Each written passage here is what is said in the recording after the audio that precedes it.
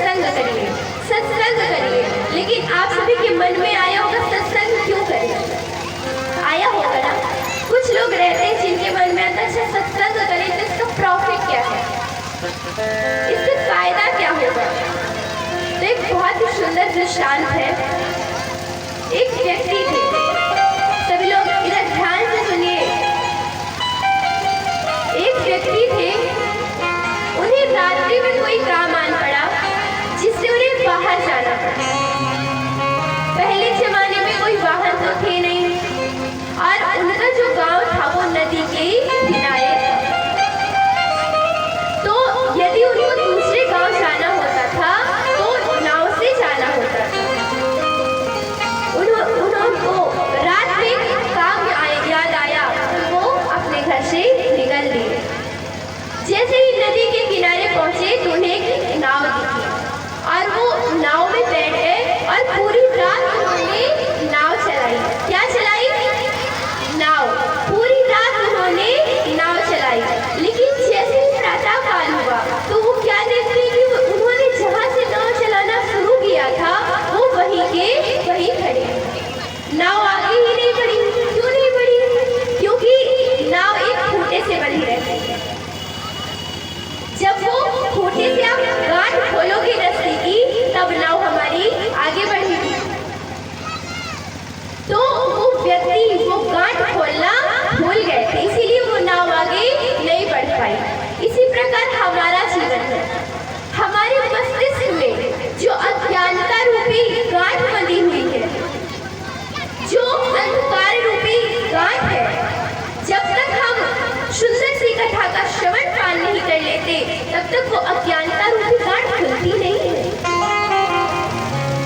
यदि हम सत्संग करते हैं तो जो हमारी अज्ञानता रूपी गांठ है ना वो स्वतः ही खुल जाती है। आजकल लोग देखते हैं ना कितने डिप्रेशन में, उनको शांति नहीं रहती है। मैं गारंटी के साथ कहती हूँ यदि आप सत्संग कर रहे हैं, प्रभु की आप पूजन कर रहे हैं तो आप कभी डिप्रेशन में नहीं जाएंगे। आपका जीवन शांत अवश्य होगा। और हमारे बाबा जी भी कहते हैं बिनु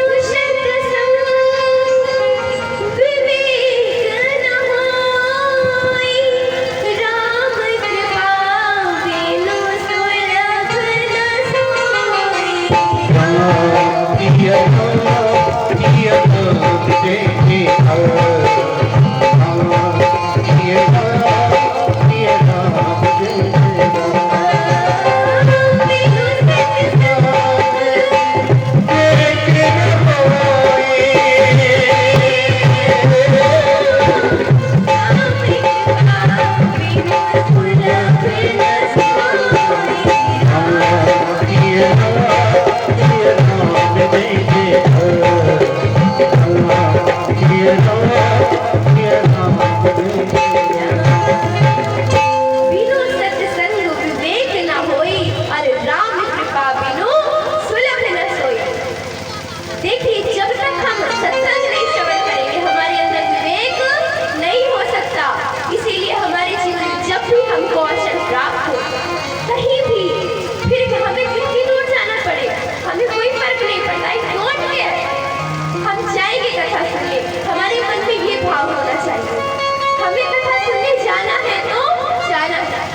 हमारे मन में हमेशा ये भाव होना चाहिए। एक बार नारद जी भगवान नारायण के पास जाते हैं, कहते प्रभु अच्छा मैं आपका नाम तो जपता हूँ लेकिन आप मुझे एक बात बताइए, सरलतम उपाय बताइएगा कि आपका जो मैं नाम जप रहा हूँ इससे क्या होता है। जब नारद जी ने पूछा तो भगवान नारायण तो मुस्कुराए, क्योंकि नारद जी हमेशा नारायण नारायण नारायण यही करते हैं। आज जैसे ही नारद जी ने प्रश्न पूछा, भगवान नारायण मुस्कुराए, कहते अच्छा ठीक है, यदि तुम जानना चाहते हो तो मैं तुम्हें बिल्कुल बताऊंगा।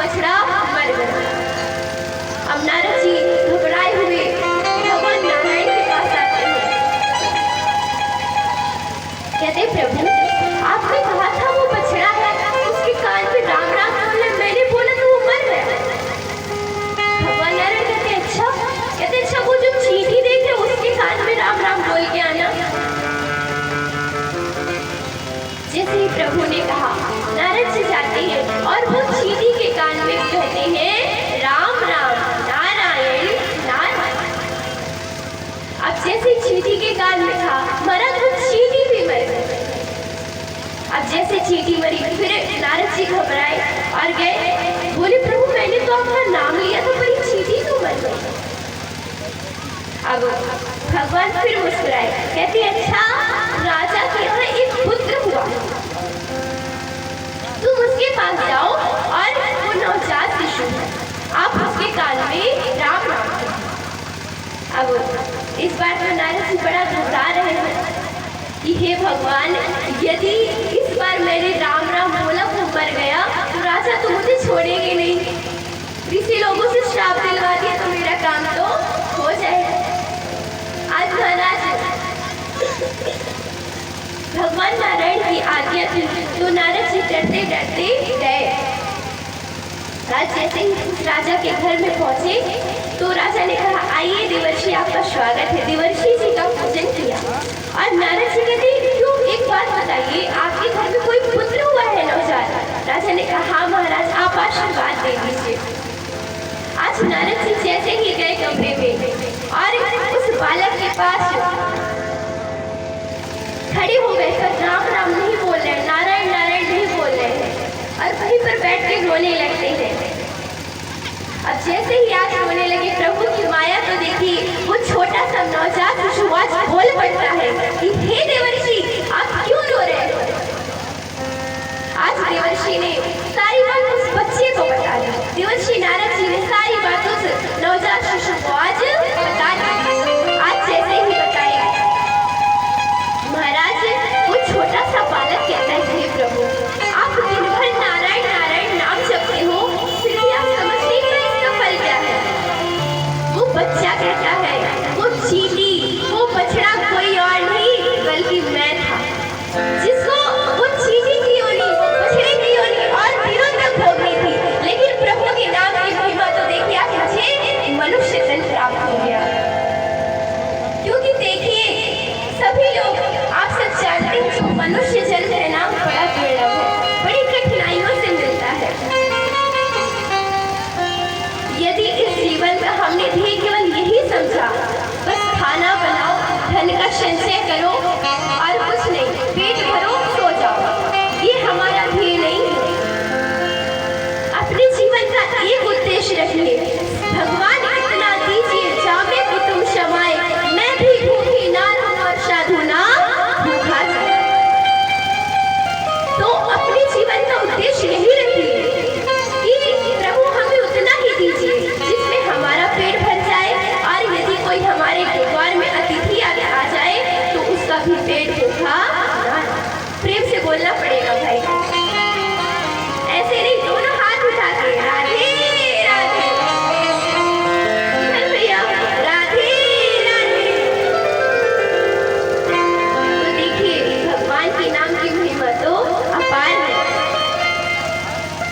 आइए अब हम अपनी कथा की ओर प्रवेश करते हैं क्योंकि कथा अपार है और समय थोड़ा सा। यदि देखा जाए इस कथा को कोई वर्षों का है फिर भी ये कथा पूरी होने वाली नहीं। लेकिन जैसे माता रानी की इच्छा रही, जैसे उनकी कृपा रही, कृपा बरसाए सभी के ऊपर और ऐसे आयोजन होते रहे और इसी प्रकार आप कथा सुनते रहे और हम सुनाते रहे। श्रीमद् भागवत कथा आपने कितनी बार सुना? श्रीमद् भागवत अर्थ पता है आपको सब?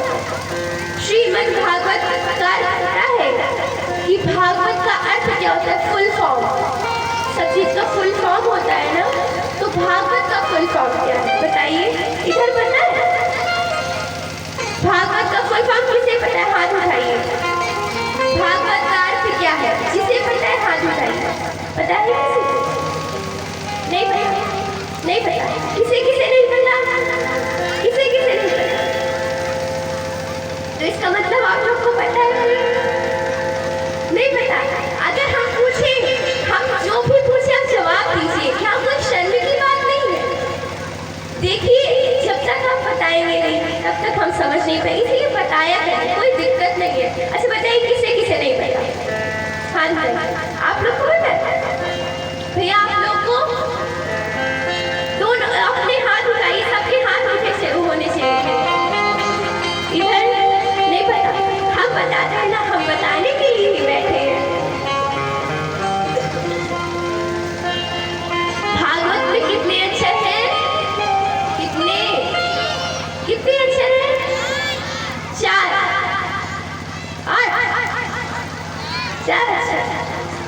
कौन से? भा, गा, वा, ता। भा से भक्ति, क्या? गा से ज्ञान, क्या? वा से वैराग्य और ता से तरन तारण। हम देखिए पूरे शब्द का अर्थ होता है श्रीमद् भागवत। श्री का अर्थ होता है लक्ष्मी, मद का अर्थ होता है अहंकार, भागवत भक्ति ज्ञान और वैराग्य। देखिए आजकल हम लोगों के जीवन में यदि थोड़ा सा भी धन आया तो हमें अहंकार तुरंत हो जाता है। कहा जाता है अस को उदार जन्मा जगमाही, प्रभुता पाई जाई मद नाही। ऐसा कोई जन्मा ही नहीं जिसको प्रभुता मिल जाने पर घमंड ना आया हो, अहंकार ना आया हो। तो देखिए जब हम श्रीमद् भागवत कथा का श्रवण पान करते हैं तो जो हमारा श्री लक्ष्मी रूपी मद अहंकार, जो हमारा लक्ष्मी रूपी अहंकार है वो समाप्त हो जाता है और हम ज्ञान वैराग्य, भक्ति ज्ञान और वैराग्य की शरण में चले जाते हैं। और तब जब हम इस संसार में भक्ति ज्ञान और वैराग्य की शरण में चले जाते हैं तो हमारा ता से तरन तारण हो जाता है। बात समझ में आई? भा से गा से क्या? वा से देखिए हमें सुनाई नहीं दे रहा। वा से वैराग्य, ता से तरन तारण। आपको अर्थ समझ में आया? अच्छा अर्थ तो समझ में आ गया। अब भागवत है क्या? भगवतः इदं स्वरूपम भागवतम। भगवान का जो स्वरूप है उसे ही भागवत कहते हैं। तेन तेनेयम वाङ्मयी मूर्ति प्रत्यक्ष कृष्ण एवं। यह जो श्रीमद् भागवत कथा है यह प्रत्यक्ष भगवान की शब्दमयी मूर्ति है। आप ये जो भागवत आपके समक्ष रखी है इसके एक एक शब्द, इसमें जो शब्द लिखे हुए हैं एक एक शब्द भगवान का स्वरूप है। प्रत्येक शब्द में भगवान का स्वरूप ही दिखाई पड़ता है। भगवत्याः श्री राधा कृष्णयोः चरितम यस्मिन् तद् भागवतम्, जिसमें भगवान श्री राधा कृष्ण के परम पावन चरित्र का वर्णन किया गया है उसे भागवत कहते हैं। जिसमें भगवान के सुंदर चरित्र का वर्णन है उसे ही भागवत कहते हैं। हमारे भागवत महापुराण में 18,000 श्लोक, 335 अध्याय और 12 स्कंद है। कितने श्लोक हैं? 18,000। कितने भैया? इधर भैया जी कथा सुन रहे हैं आप लोग? भैया हमने कितने श्लोक बताए थे?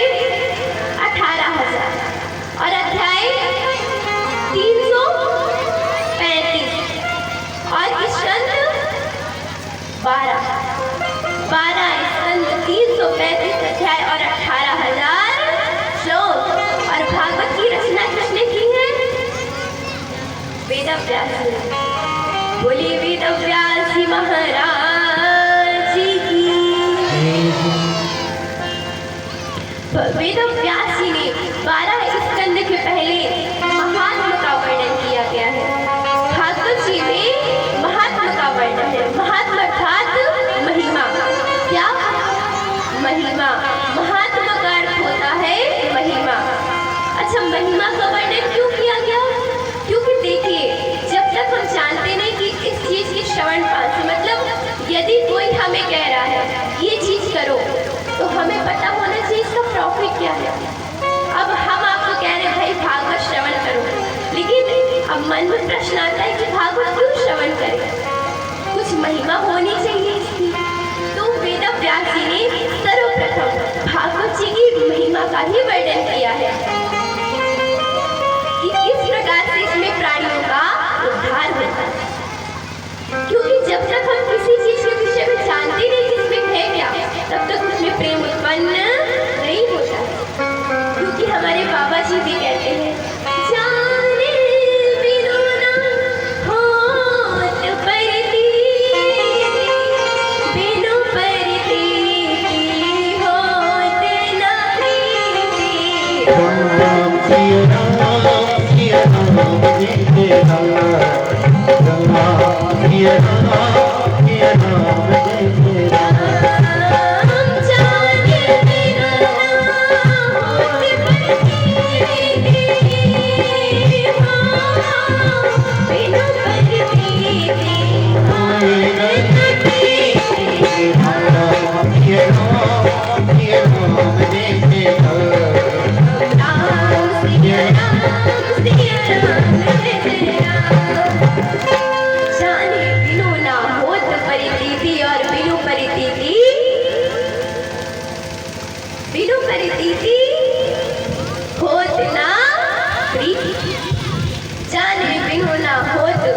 परितीति और बिनु परितीति होत न। देखिए, जब तक हम किसी भी विषय में जान नहीं लेते तब तक हम उसमें हमारा प्रेम उत्पन्न नहीं होता। इसीलिए किसी भी विषय में जानना अति आवश्यक है। भागवत जी का जो महत्व है पद्म पुराण और स्कंद पुराण से लिया गया है। ये इन्हीं 18 पुराणों में से 2 पुराण ये है, पद्म पुराण और स्कंद पुराण। इन्हीं में से भागवत जी का महत्व लिया गया है। आइए हम सभी बड़े ही भाव के साथ भागवत जी की महिमा का श्रवण पाठ करेंगे। भागवत जी में श्री वेदव्यास जी ने महात्म में सबसे पहला श्लोक लिखा है,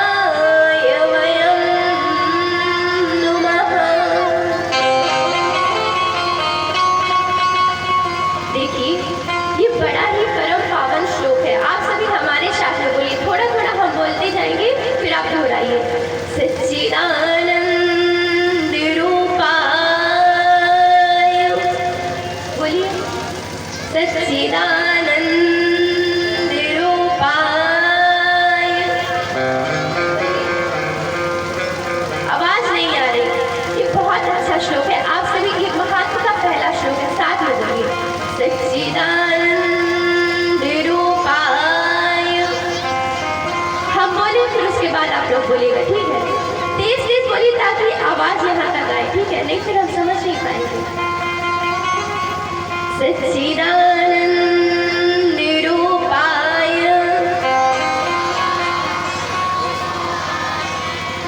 विश्वोत्पत्त्यादि हेतवे विश्वोत्पत्त्यादि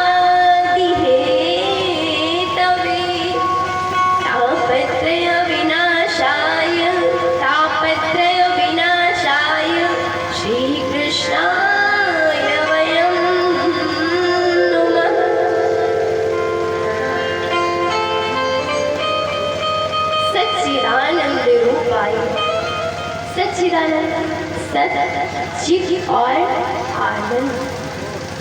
सत क्या है? सत्य। और सत्य किसे कहते हैं? पता है आपको? सत्य किसे कहते हैं? किसे पता है सत्य?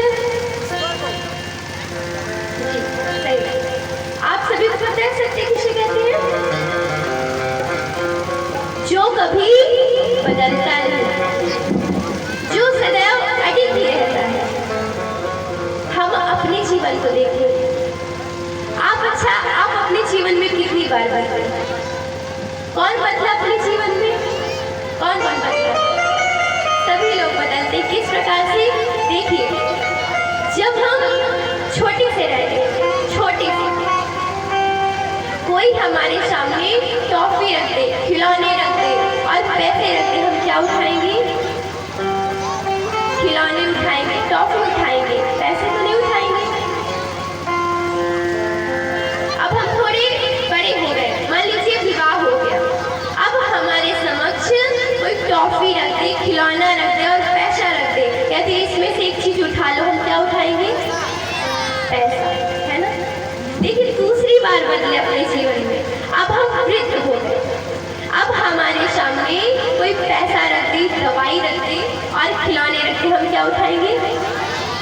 दवाई, क्योंकि हमें दवाई की आवश्यकता है। हम अपने जीवन में कितनी बार बदले? 3 बार। तो हम सत्य हुए? बताइए, हम सत्य हुए? तो सत्य कौन है? जो कभी बदलता नहीं, और जो कभी नहीं बदलता वो कौन है? ईश्वर। बिल्कुल सुंदर। जो कभी न बदले उसे ईश्वर ही कहते हैं। देखिए, ईश्वर अनंत काल से थे और अनंत काल से है और अनंत काल तक रहेंगे। तो सत्य कौन हुआ? कौन? और जोर से, कौन? ईश्वर। ईश्वर हुए सत्य। और देखिए, जो सत्य है वही ईश्वर है और सत्य से बड़ा कोई धर्म नहीं है। धर्म से कैसे हटा है आपको बताएंगे, जब अजामिल की कथा श्रवण करवाएंगे तब आपको धर्म बताएंगे, ठीक है? अभी आप आगे सुनिए। देखिए, सबसे बड़ा सत्य है धर्म। धर्म न दूसर सत्य समाना, आगम निगम पुराण बखाना। सत्य के समान कोई दूसरा धर्म नहीं है। और सत्य कौन है? ईश्वर। ईश्वर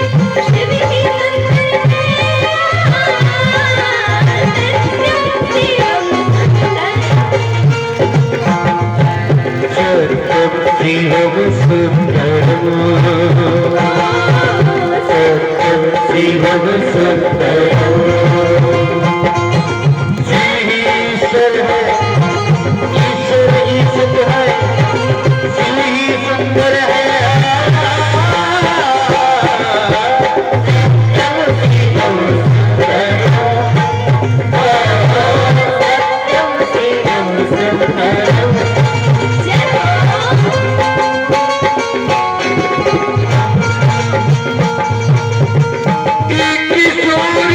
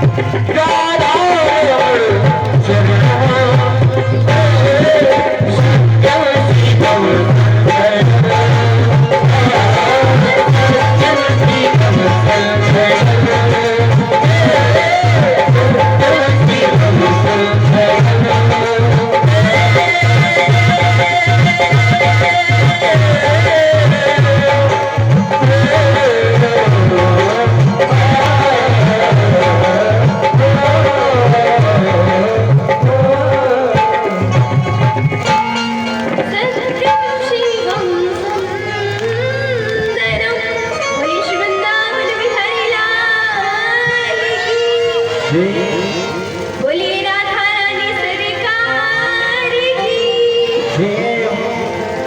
सत्य कौन है? कृष्ण। ईश्वर के सिवा कोई सत्य है ही नहीं। सचित और आनंद। हमको सत्य तो पता चला कि सत्य किसे कहते हैं। अब आ जाइए चित्त में। चित्त क्या है? चित्त यानी कि प्रकाश। अब प्रकाश किसे कहते हैं? इसको इसे प्रकाश कहते हैं।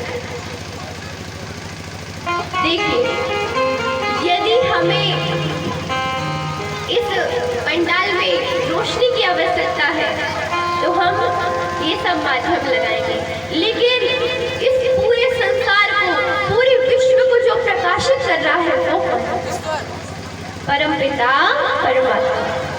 क्योंकि देखिए, कई लोग कहते हैं भगवान नहीं है, तो क्यों नहीं होते भगवान? देखिए, यदि भगवान न होते तो सूर्य निकलता। सूर्य जो पूरे संसार को प्रकाशित कर रहा है। अच्छा, साइंस वाले कहते हैं कि एक प्रकाश है जो पूरे संसार को प्रकाशित कर, तो वो प्रकाश रूप में कौन विद्यमान है? केवल परमपिता परमात्मा। बताइए, प्रकाश रूप कौन है? परमपिता परमात्मा। जगत प्रकाश प्रकाशक राम। जो ये जगत है ये प्रकाश स्वरूप है, और प्रकाशित करने वाला कौन है? परमपिता परमात्मा। जो इस पूरे विश्व को प्रकाशित कर रहा है वह केवल प्रभु श्री हरि। तो हमको सत्य पता चल गया ना। अब चित्त प्रकाश भी जान गए। आनंद, आनंद कौन है? अच्छा, आनंद क्या है? बताइए, आनंद किसे कहते हैं? दादाजी बताइए, आनंद किसे कहते हैं? डीजे में डांस कर रहे हैं, क्योंकि आजकल अभी विवाह चल रहे थे। बताइए, आनंद किसे कहते हैं? अच्छा, देखिए, हम सभी ने अपने जीवन का रिमोट कंट्रोल दूसरे के हाथ में रखा है। कैसे? मान लीजिए हम घर से तैयार होकर के निकले, अब बाहर जब हम आए, किसी ने कह दिया, अरे यार आज तुम्हारे कपड़े थोड़ी कम ठीक लग रहे हैं, भाई तुम आज थोड़ी कम अच्छे लग रहे हो। मतलब हम उदास हो, मतलब हम खुद पर डिपेंड नहीं है कि हम कैसे लग रहे हैं, हम दूसरे पर आश्रित हैं कि हम कैसे लग रहे हैं। ऐसा होना चाहिए, ये चीज खुद पर होनी चाहिए, सेल्फ डिपेंड होना चाहिए। लेकिन हम सभी ने तो दूसरे के हाथ में रिमोट कंट्रोल दे रखा है, तो आनंद कैसे प्राप्त होगा? हम तो उदास हो गए ना। किसी ने कहा अरे बहुत बुरे लग रहे हो, बिल्कुल अच्छे नहीं लग रहे हो, तो तुरंत हम उदास हो गए। तो ये है सच्चा आनंद। अच्छा, यहाँ पर जितने लोग हैं कामतानाथ तो सब लोग गए होंगे, बच्चा छोटे छोटे बच्चे तक शायद गए होंगे। गए हो आप लोग? कौन कौन गया? हाथ उठाइए, बताइए। चित्रकूट धाम कौन कौन गया? देखिए, बड़े बड़े पर्वत में जो ऋषि मुनि तपस्या करते हैं, वो उनके पास कुछ नहीं है, लेकिन वो प्रसन्न है। क्यों प्रसन्न है? क्योंकि उन्होंने अपने जीवन का सच्चा आनंद ढूंढ लिया है कि जीवन का सच्चा सुख किसमें है, और हम लोग हैं इसी माया मोह में फंसे हुए। अच्छा, आप लोग को आवाज़ तो समझ में आ रही है ना? आज थोड़ा दिक्कत है, आप लोग को सुनाई दे रहा है ठीक से? तो जो ऋषि मुनि तपस्या कर रहे हैं वो बहुत आनंद में है, उनके पास कुछ नहीं है, प्रभु का भजन करते हैं और प्रसन्नता पूर्वक जीते हैं, खाते हैं, पीते हैं। और हम लोग इतना सब कुछ होने के बाद भी दुखी रहते हैं। कोई तन दुखी, कोई मन दुखी, कोई धन भी नहीं रहते उदास, थोड़े थोड़े सब दुखी और सुखी राम जी के। तो कोई तन दुखी, कोई मन दुखी, कोई धन भी नहीं रहते उदास, और थोड़े थोड़े सब दुखी। सुखी कौन है? केवल राम जी के दास। तो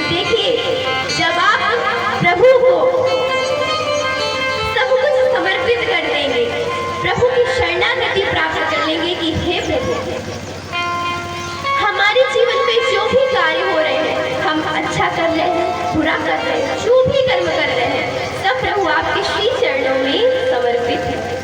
जब हम अपने अंदर ये समर्पण का भाव ला लेंगे ना, तो उसी दिन हमारा जीवन धन्य हो जाएगा।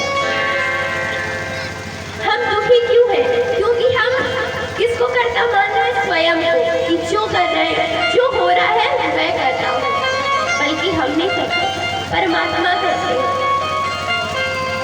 अच्छा, आज हम वहाँ पे बैठे हुए थे तो कई लोगों ने कहा कि बेटा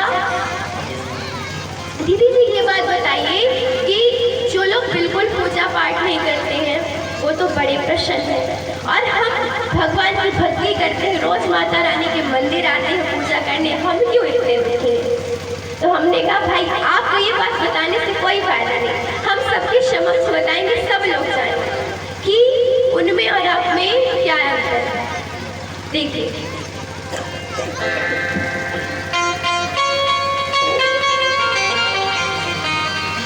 किसी ग्राम में एक पुजारी जी थे और एक साधारण व्यक्ति, दोनों साधारण है। एक भगवान की पूजा करते थे और एक व्यक्ति थे ठाकुर साहब। और जो ठाकुर साहब थे वह शराब पिए, जुआ खेले, लेकिन उनके घर में बड़ा सुख, बड़ा उनके पास संपत्ति थी, बड़ा वैभव था। तो एक दिन पुजारी जी मंदिर जा रहे थे। वो जो ठाकुर साहब थे वो रास्ते से जा रहे थे, तो उन्होंने पुजारी जी को देखा और वो देख ही रहे थे पुजारी जी को कि तभी उनके पैर में एक कांच छूटा। तो वो जोर जोर से हंसने लगे, जोर जोर से हंसने लगे कि बताओ तुम इतनी पूजा करते हो, फिर भी तुम्हारी कांच चुभ गई, भगवान ने तुम्हें नहीं बचाया। भगवान ने तुम्हें नहीं बचाया, लेकिन बताओ मैं जुआ खेलता हूँ, दारू पीता हूँ, फिर भी मेरे पास कितना धन है। पुजारी जी निराश हुए। वहीं पास में एक ज्योतिषी बैठे थे, एस्ट्रोलॉजर, वो उन्हीं के पास जाते हैं और वो ज्योतिषी जी के पास जाकर के कहते हैं, ये छाप ज्योतिषी जी हैं, तो बताइए कि ये इतनी दारू पीते हैं, इतना बुरा काम करते हैं, फिर भी ये इतने वैभवशाली हैं, फिर भी इनके पास लगभग सब शुभ है, और मैं पूजा पाठ करता हूँ, मेरी कांच चुभ गया, तो ये ऐसी बातें कर रहे हैं। तो वो जो ज्योतिषी थे वो भगवान के परम भक्त थे, बहुत बड़े भक्त थे। वो मुस्कुराते और कहते हैं कि आपने अभी तक सार नहीं जाना। उन्होंने अपनी ज्योतिष विद्या से देखा और कहा कि भगवान ने ये जो ठाकुर साहब है, इनके भाग में बड़ा ही वैभव, इनको राजा का पद दिया था, लेकिन इनके बुरे कर्मों की वजह से आज ये बस इतने में ही रहे, राजा नहीं बन पाए। लेकिन जो पुजारी जी थे उनकी मृत्यु 5 वर्ष की लिखी थी, लेकिन वो आज इतने बड़े हो गए, प्रभु की भक्ति कर रहे हैं, बस थोड़े थोड़े दर्द देकर प्रभु उनका जीवन निकाल देते हैं। तो ये फर्क है, समझ आया क्या फर्क होता है? आप लोग बहुत कहते हैं ना कि भाई हम पूजा पाठ करते हैं, हमें इतना कष्ट है, हमें इतना कष्ट है, वो कैसे सुखी हो सकते हैं? तो वो सुखी नहीं है, वो अपना जीवन ही नष्ट कर रहे हैं, अपने कर्म खराब करके। देखिए, हमारे जो कर्म है वो अच्छे कर्म होने चाहिए। तो जीवन का सच्चा आनंद किसमें है? प्रभु की भक्ति में।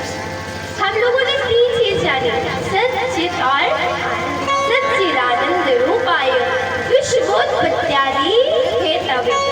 जो प्रभु विश्व की उत्पत्ति के हित में सच्चित और आनंद स्वरूप प्रभु, सच्चिदानंद रूपाय विश्वोत्पत्त्यादि हेतवे तापत्रय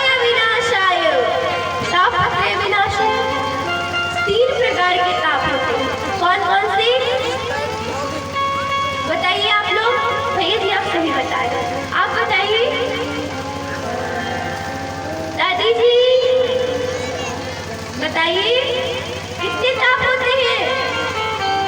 3 ताप होते हैं। कौन कौन से? दैहिक दैविक भौतिक ताप राम आज नहीं काहू व्यापार। दैहिक दैविक भौतिक ताप राम राज का हो नहीं जाता। दैहिक दैविक भौतिक ताप राम राज का हो नहीं जाता। दैहिक दैविक भौतिक ताप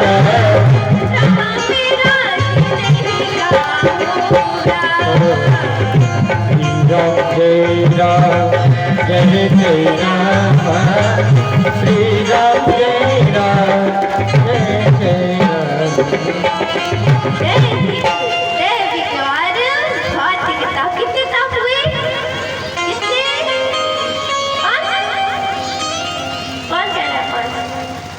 3। अच्छा कौन कौन से 3? दैहिक दैविक और भौतिक। दैहिक ताप क्या है? मान लीजिए हमारे पैर में दर्द हो रहा है। ध्यान से सुनिएगा, 1 लाख की बात बता रहे हैं आपको। मान लीजिए हमारे पैर में दर्द है। अब हम डॉक्टर के पास गए कि डॉक्टर साहब हमारे पैर में दर्द हो रहा है।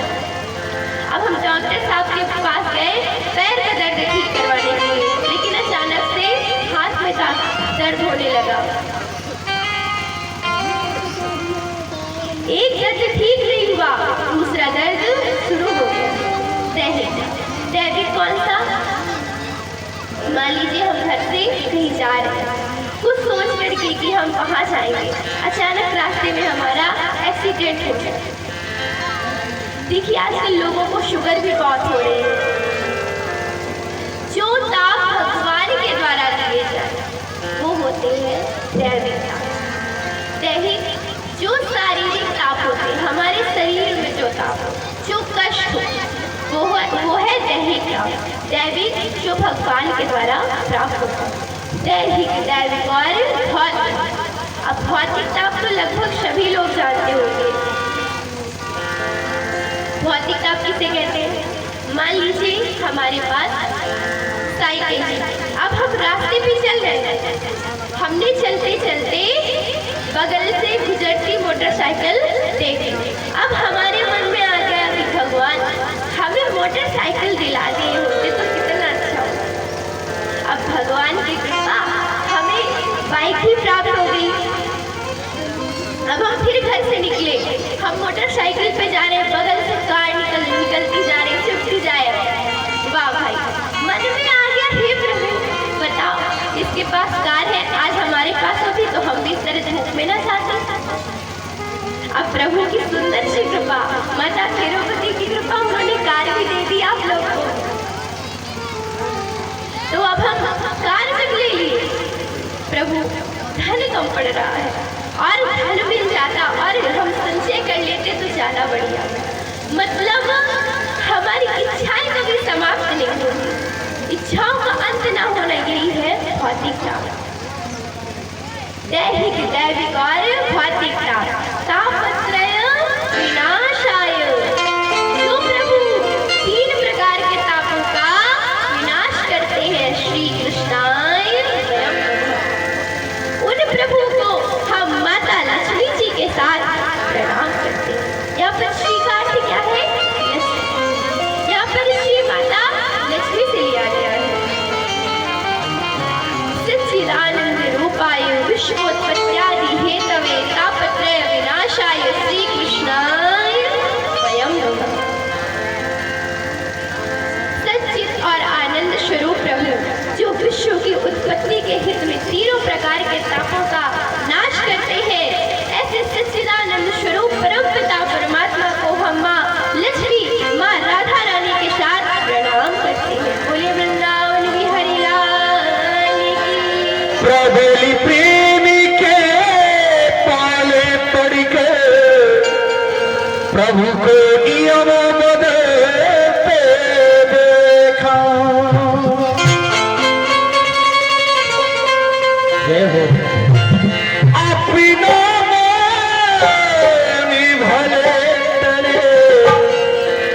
हरि भक्ति कमान नटे देखा,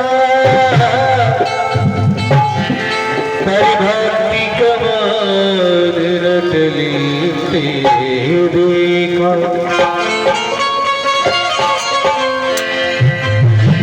कहना है भक्त का, भक्त भगवान से अरदास करता है, कहता है आपी दुखी जाए ना सहा,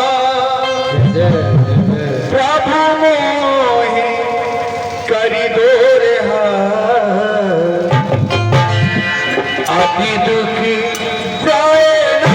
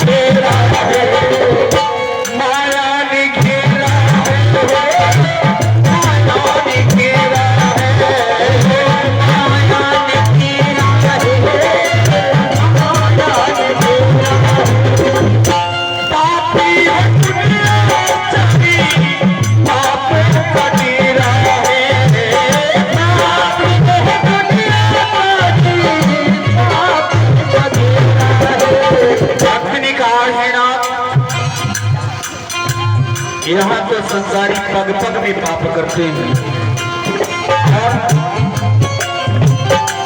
पापी हो दुनिया तेरे, तेरी गिरा है,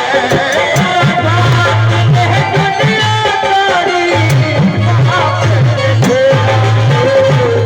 हारी कर मैं तुझी से कहा,